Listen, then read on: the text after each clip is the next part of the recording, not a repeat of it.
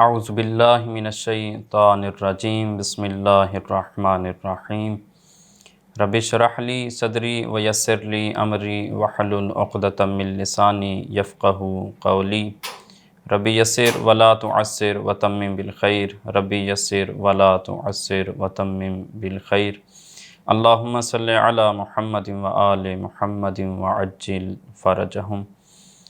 علم نحو کا آج ہمارا 16واں درس ہے اور ہماری بحث چل رہی تھی اسماء ظروف مبنیہ میں۔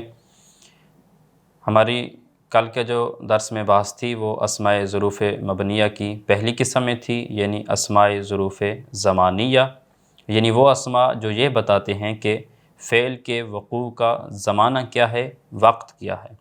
وہاں پر ہم نے مفصل بیان کیا کہ ہمارے پاس 12 ایسے اسماء ہیں جن میں فعل کے وقوع کا ایک زمانے کو بیان کیا جاتا ہے۔ جو آج کے درس میں ہماری بحث اور گفتگو ہوگی وہ اسماء ظروف مبنیہ کی دوسری قسم میں ہوگی، یعنی اسماء ظروف مکانیہ، یعنی وہ اسماء جو یہ بتاتے ہیں کہ وقوع فعل کا مکان کیا ہے اور جگہ کیا ہے۔ ایسے اسماء کے ہمارے پاس یہاں پر تعداد 10 ہے۔ سب سے پہلا اس میں ظرف مکان جو مبنی ہے وہ ہے حیثو۔ حیثو یہ زیادہ تر اکثر اوقات جملہ کی طرف مضاف ہوتا ہے، یعنی یہ مضاف ہوتا ہے اور اس کے بعد ایک جملہ ذکر ہوتا ہے جو جملہ حیثو کے لیے مضاف الیہ واقع ہو رہا ہوتا ہے۔ مثلا اجلس حیثو زید جالس، کہ جہاں زید بیٹھا ہے تو بھی وہاں بیٹھ جا۔ اب یہاں پر حیثو مضاف ہے، اس کے بعد ایک جملہ ہے زید جالس، وہ جملہ اسمیہ حیثو کے لیے مضاف الیہ ہے۔ اب یہاں ایک طرف یہ کیا ہے، مضاف ہو رہا ہے، اور دوسری طرف اس میں معنی کون سا ہے؟ چونکہ ظرف مکان ہے تو یہ فعل کے وقوع کے مکان کو بیان کر رہا ہے، چونکہ ظرف مکان ہے، اس میں ظرف مکان ہے۔ یعنی کیا مطلب؟ یعنی جہاں زید بیٹھا ہے، جس جگہ جس مکان زید بیٹھا ہے تو بھی وہاں بیٹھ جا۔ تو یہاں پر حیثو ظرف مکان کے معنی کو بیان کر رہا ہے۔ اس کے بعد ہمارے پاس جو اگلے 2 اسم ہیں وہ ہیں قدامو اور خلفو۔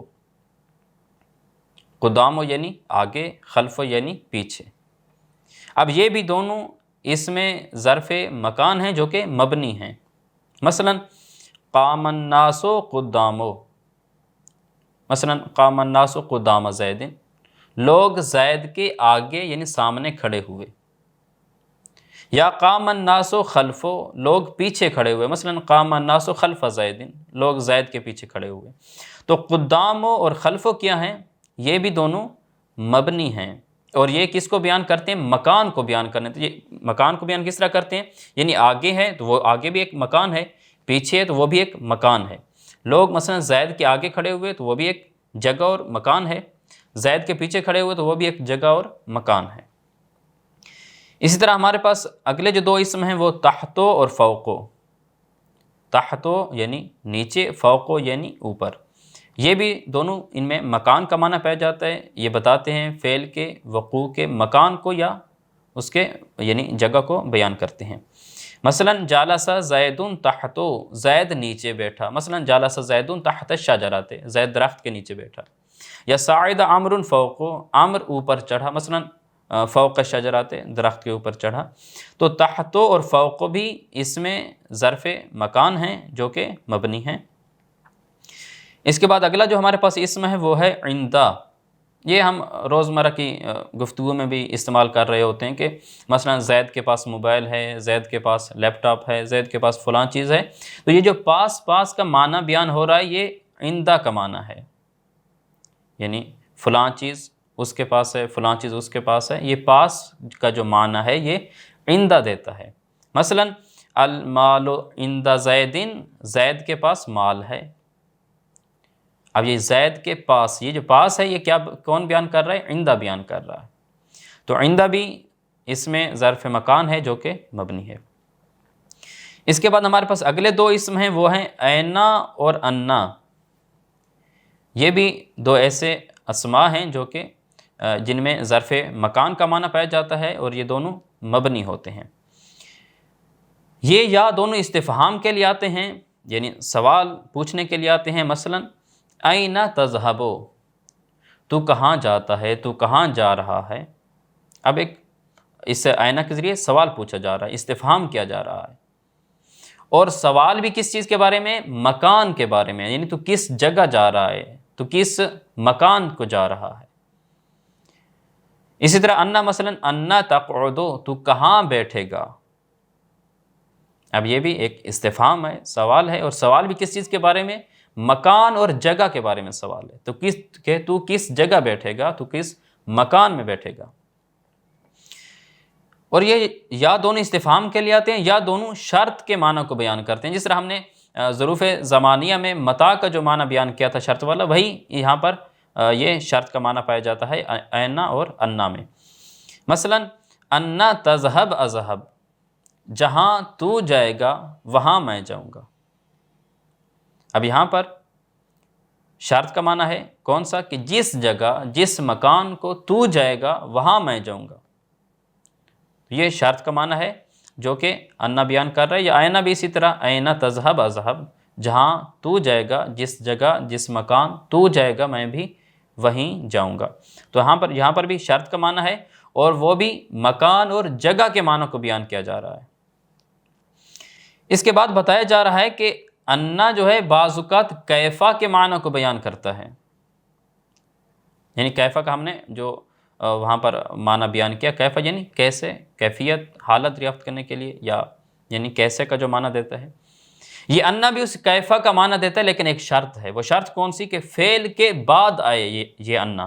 مثلا قرآن مجید میں جو ایک حکایت کی گئی ہے کہ ایک آدمی جو اثناء سفر کے دوران ایک ویران بستی کے پاس سے گزرا، تو وہاں پر بوسیدہ جسم اور ہڈیاں دیکھی انسانوں کی.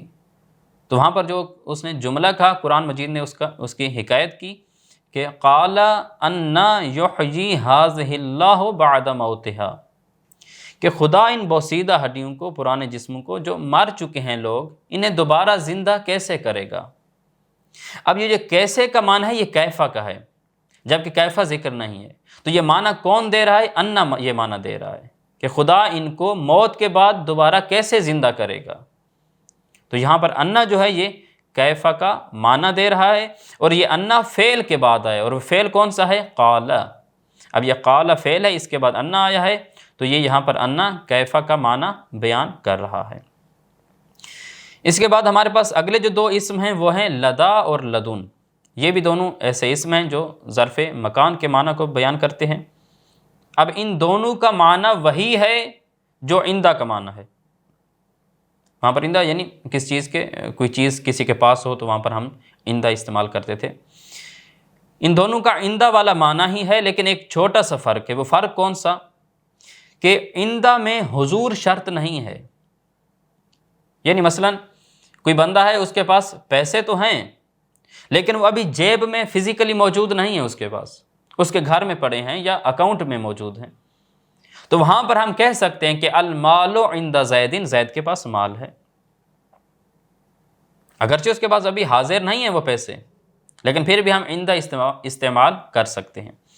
لیکن لدا اور لدن میں حضور شرط ہے. یعنی اگر اس شخص کی جیب میں یا سامنے فزیکلی اس کے پاس پیسے نہیں ہیں، حاضر نہیں ہیں، تو ہم وہاں یہ نہیں کہہ سکتے کہ المال لدا زیدن یا لدن زیدن، کہ مال زید کے پاس ہے. یہ نہیں کہہ سکتے ہم. کیوں؟ کیونکہ لدا اور لدن میں حضور شرط ہے، اور اس کے پاس ابھی پیسے حاضر نہیں ہیں.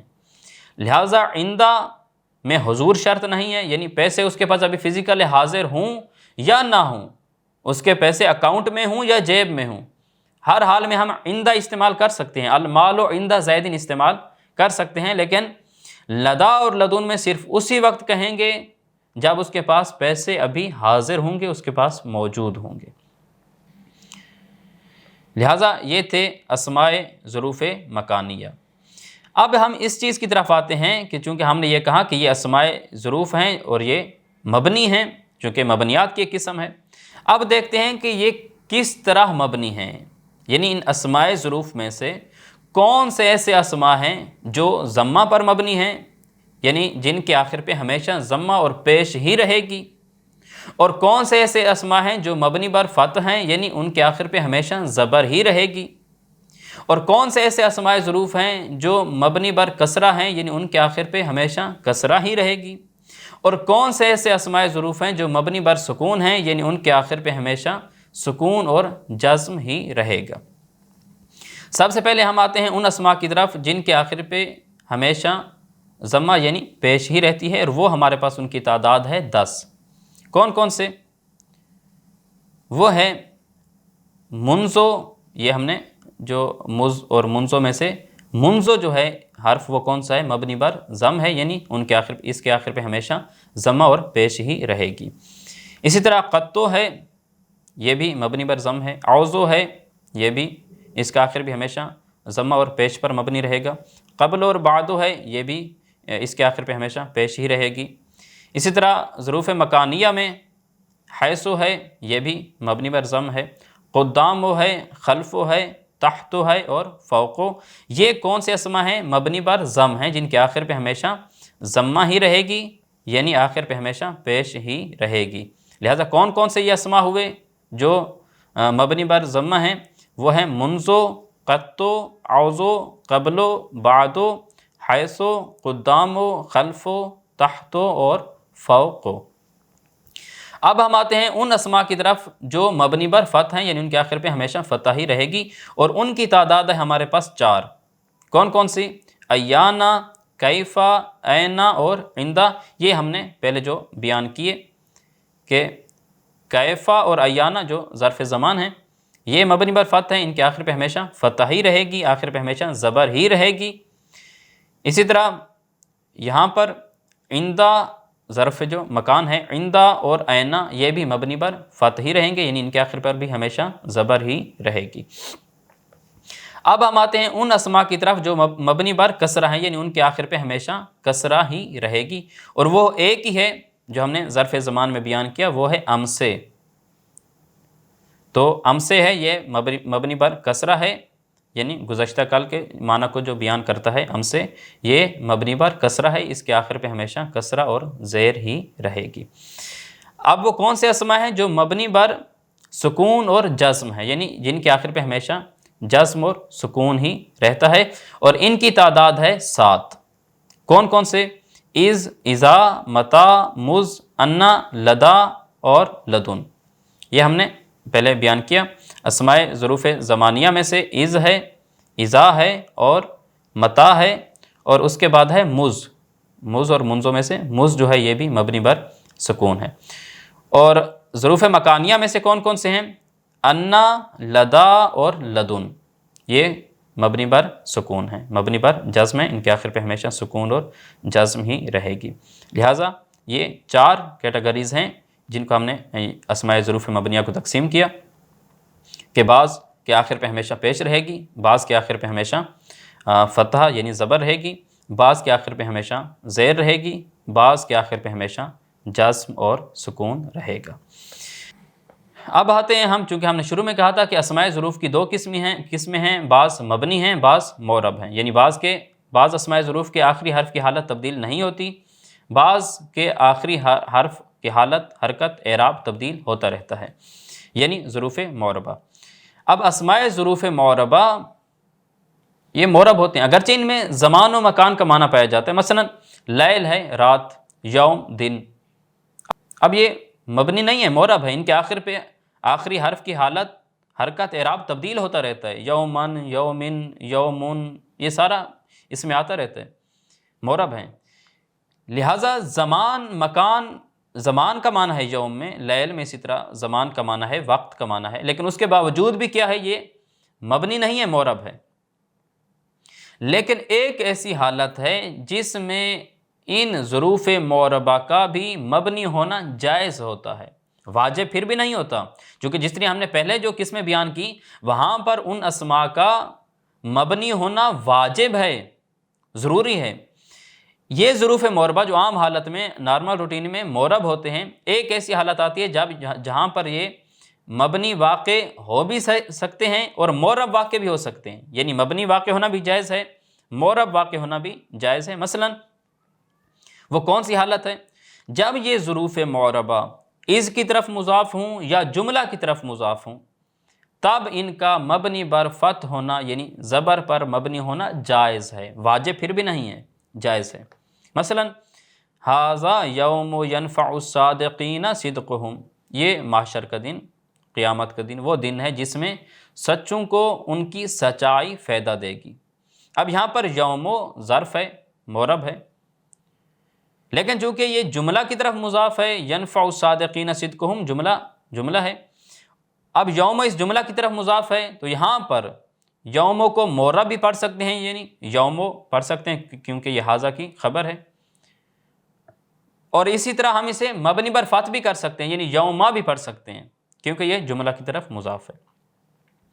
یا جیسے یوم اذن، حین اذن، یوم اذن اصل میں یوم اذ کانا قضا ہے، وہاں پر یوم اذ کی طرف مضاف ہو رہا ہے، یا حین اذ کانا قضا میں حین اذ کی طرف مضاف ہے، تو یہاں پر بھی یا جب یہ ظروف معربہ اذ کی طرف یا جملہ کی طرف مضاف ہوں تو انہیں معرب پڑھنا بھی جائز ہوتا ہے اور زبر پر مبنی پڑھنا بھی جائز ہوتا ہے۔ اب تک ہماری بات تھی مبنیات اور اسماء غیر متمکنہ کی چھٹی قسم میں۔ اب ہمارے پاس جو ساتویں قسم ہے مبنیات کی وہ ہے اسماء کنایہ، یعنی وہ اسماء جو صراحتاً اور واضح لفظوں میں کسی بات کو بیان نہیں کرتے، بلکہ وہ کسی بات یا کسی چیز کی طرف اشارہ اور کنایہ کیا جاتا ہے ان اسماء کے ذریعے، یعنی مبہم بات پر دلالت کرتے ہیں۔ یعنی اسماء کنایہ جو ہیں یہ صریح اور واضح بات پہ دلالت نہیں کرتے بلکہ مبہم بات کو بیان کرتے ہیں، یعنی کسی چیز کی طرف اشارہ کنایہ کر کے گزر جاتا ہے انسانی ان اسماء کے ذریعے۔ اب ان اسماء کنایہ کی دو قسمیں ہیں، بعض ایسے اسماء ہیں جو مبہم بات سے کنایہ کرتے ہیں، اور بعض ایسے اسماء ہیں جو مبہم عدد سے کنایہ کرتے ہیں۔ مثلا پہلی قسم وہ اسماء جو مبہم بات سے کنایہ کرتے ہیں، جیسے وہ ہیں کیتا اور زیتا، قلت کیتا و زیتا حدیثا، میں نے فلاں فلاں بات کی۔ اب کیتا اور زیتا کے ذریعے ایک مبہم بات سے کنایہ کیا گیا ہے، اشارہ کیا گیا ہے۔ اور وہ اسماء جو مبہم عدد سے کنایہ کرتے ہیں وہ ہیں کم، قضا اور کعین۔ مثلا زرت قضا عالما، میں نے اتنے عالموں کی زیارت کی، میں نے اتنے علماء کی زیارت کی۔ اب کتنے علماء کی زیارت کی واضح صراحتاً نہیں بیان کیا گیا بلکہ کنایہ کیا گیا ہے قضا کے ذریعے۔ تو قضا کیا ہے، اس میں کنایہ ہے، کم، قضا، کعین یہ بھی اسماء کنایہ ہیں، کیتا اور زیتا یہ بھی اسماء کنایہ ہیں، اور یہ کیا ہیں، مبنی ہیں، اور ان کے ذریعے مبہم بات یا مبہم عدد سے کنایہ کیا جاتا ہے، اشارہ کیا جاتا ہے۔ یہ ساتویں قسم ہوئی مبنیات کی۔ مبنیات اور اسماء غیر متمکنہ کی آٹھویں قسم جو ہے اور آخری قسم ہے، چونکہ ہم نے کہا تھا کہ 8 قسمیں ہیں مبنیات کی، آخری قسم ہے مرکب بنائی۔ یہ ہم نے مرکب غیر مفید کی جب 3 قسمیں بیان کی تھی وہاں پر مفصل بیان کیا تھا کہ ایک مرکب اضافی ہوتا ہے، ایک مرکب بنائی ہوتا ہے، ایک مرکب معنی صرف ہوتا ہے۔ وہاں پر ہم نے اسے مفصل بیان کیا تھا کہ مرکب بنائی جو ہوتا ہے یہ 2 اسموں کو ایک کر لیا جاتا ہے، اور ان 2 اسموں میں نہ کوئی نسبت اضافی ہوتی ہے نہ نسبت اسنادی ہوتی ہے، لیکن البتہ ان دونوں کے درمیان ایک حرف ہوتا ہے جو ربط دے رہا ہوتا ہے، پھر اس حرف کو بھی حذف کر دیا جاتا ہے اور یہ مبنی ہو جاتے ہیں۔ اور وہاں پر ہم نے بتایا تھا کہ 11 سے 19 تک یہ مرکب بنائی ہیں، کیونکہ 11 احدون و عشرون تھا، درمیان میں واو تھی، اسے حذف کر دیا گیا۔ یہ ہم نے وہاں پر مفصل بیان کیا تھا۔ اب آتے ہیں ہم کتاب کی عبارت کی طرف، اور یہ سارے مطالب کتاب سے اخذ کرنے کی کوشش کرتے ہیں۔ بسم اللہ الرحمن الرحیم۔ ظرف مکان، حیث، قدام، خلف، تحت، فوق، عند، این، لدا اور لدن۔ حیث کیا ہے؟ حیث اکثر جملہ کی طرف مضاف ہوتا ہے، جیسے اجلس حیث زید جالس۔ اب یہاں پر حیث جملہ کی طرف مضاف ہے، اور جملہ کون سا ہے؟ زید جالس، یعنی اجلس مکان جلوس زید، زید جہاں بیٹھا ہے، جس مکان پہ بیٹھا ہے تو وہاں بیٹھ جا۔ اس کے بعد قدام اور خلف ہے، جیسے قام الناس قدام و خلف، یعنی قام الناس قدامہ و خلفہ، لوگ اس کے سامنے کھڑے ہوئے یا لوگ اس کے پیچھے کھڑے ہوئے۔ پھر اس کے بعد 2 لفظ ہیں تحت اور فوق، تحت یعنی نیچے، فوق یعنی اوپر، جیسے جالسا زید تحت، یعنی تحت شجرات، زید درخت کے نیچے بیٹھا، وصاعد عمر فوق یعنی فوق شجرت، عامر درخت کے اوپر چڑھا، تو یہ بھی اس میں ظرف مکان ہے اور یہ مبنی ہے۔ عندہ جیسے المال عند زیدن، زید کے پاس مال ہے۔ این اور انا یہ کبھی استفہام کے لیے آتے ہیں، جیسے این تذہبو، تم کہاں جاتے ہو، اب یہاں پر استفہام کیا گیا ہے اور جگہ کے بارے میں سوال کیا گیا ہے۔ ان تقعدو، تم کہاں کس جگہ کس مکان بیٹھو گے، یہاں پر بھی سوال کیا گیا ہے اور سوال مکان اور جگہ کے بارے میں ہے۔ یا اینا اور انا دونوں شرط کے لیے آتے ہیں، جیسے انا تجلس اجلس، جہاں تم بیٹھو گے وہاں میں بیٹھوں گا، یا انا تذہب اذہب، جہاں تم جاؤ گے وہاں میں جاؤں گا، اب یہ شرط کے معنی کو بیان کیا جا رہا ہے۔ اور انا بعض اوقات کیفا کے معنی میں آتا ہے۔ شرط کیا ہے؟ شرط یہ ہے کہ جب اس سے پہلے فعل ہو، یعنی یہ انا فعل کے بعد واقع ہو، جیسے آیت مجیدہ ہم نے ذکر کی، بسم اللہ الرحمن الرحیم، قال انا یحیی ھذہ اللہ بعد موتہا، خدا ان کو موت کے بعد دوبارہ کیسے زندہ کرے گا۔ اب یہاں پر انا کیفا کے معنی میں ہے۔ اس کے بعد لدا اور لدن ہے، یہ دونوں عندہ کے معنی میں آتے ہیں، اور فرق یہ ہے کہ فرق عندہ اور ان دونوں میں یہ ہے کہ عندہ میں شے کا قبضہ اور ملک کا ہونا کافی ہے، ملکیت کا ہونا کافی ہے، یعنی پیسے ملکیت میں ہوں، چاہے وہ اکاؤنٹ میں ہوں یا جہاں پر بھی ہوں۔ ہر وقت پاس رہنا ضروری نہیں، جیسے المال عند زیدن، زید کے پاس مال ہے، اب خواہ مال خزانہ میں ہو یا اس کے پاس حاضر ہو، ہر دو صورت میں ہم عندہ کہہ سکتے ہیں۔ لیکن المال لدا زیدن اس وقت کہیں گے جب مال زید کے پاس حاضر ہوگا، یعنی پاس عندہ عام ہے اور لدا لدن خاص ہے۔ عندہ عام ہے یعنی وہ پیسے اس کے پاس حاضر ہیں یا خزانہ میں ہیں، ہر دو صورت میں عندہ کہہ سکتے ہیں، لیکن لدا لدن صرف اس وقت کہہ سکتے ہیں جب پیسے اس کے پاس حاضر ہوں گے۔ فائدہ ہے قبل و بعد و تحت و فوق و قدام و خلف و حیث و قط و عوض و، یہ ضمہ پر مبنی ہے، یعنی ان کے آخر پہ ہمیشہ پیش رہتی ہے۔ ایانا کیف اینا، یہ فتح پر مبنی ہے، ان کے آخر پہ ہمیشہ زبر رہے گی۔ ام سے کسرہ پر مبنی ہے، اس کے آخر پہ ہمیشہ زیر رہے گی، اور اس کے علاوہ باقی ظروف سکون پر مبنی ہے۔ فائدہ نمبر 2 ہے کہ ظروف غیر مبنی جب جملہ یا اس کی طرف مضاف ہوں تو ان کا فتحہ پر مبنی ہونا جائز ہے، واجب پھر بھی نہیں ہے، جائز ہے۔ جیسے آیت مجیدہ ہے بسم اللہ الرحمن الرحیم، ھذا یوم ینفع الصادقین صدقہم، یہ وہ دن ہے جب سچوں کو ان کی سچائی فائدہ دے گی۔ تو یہاں پر یوم مو ہے تو یوم ما بھی پڑھ سکتے ہیں، کہ یہاں پر مبنی پر فتح ہونا جائز ہے، زبر پر مبنی ہونا جائز ہے۔ کیوں؟ کیونکہ یہاں پر یوم جو ہے یہ جملہ کی طرف مضاف ہو رہا ہے۔ یا جیسے یوم اذن اور حین اذن ہے، یہ ہم نے بتایا کہ اصل میں یوم اذ کانا قضا ہے اور حین اذ کانا قضا ہے، یہ اس کی طرف دونوں مضاف ہو رہے ہیں۔ اس کے بعد 7ویں قسم ہے اسماء کنایات کی، مبنیات کی 7ویں قسم۔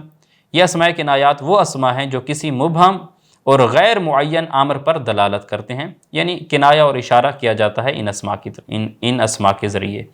جیسے کم اور قضا عدد سے کنایہ کرتے ہیں، مبہم عدد سے کنایہ کرتے ہیں۔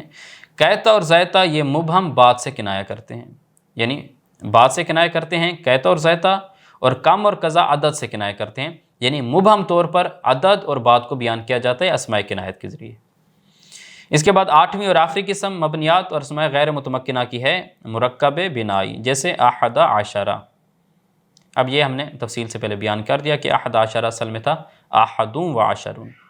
یہاں تک ہماری مبنیات اور اسماء غیر متمکنہ کی بحث مکمل ہوئی، 8 قسمیں ہم نے بیان کی۔ کل سے انشاءاللہ ہم نئی بحث کو شروع کریں گے، یہاں تک کے لیے انشاءاللہ واضح درس ہوگا۔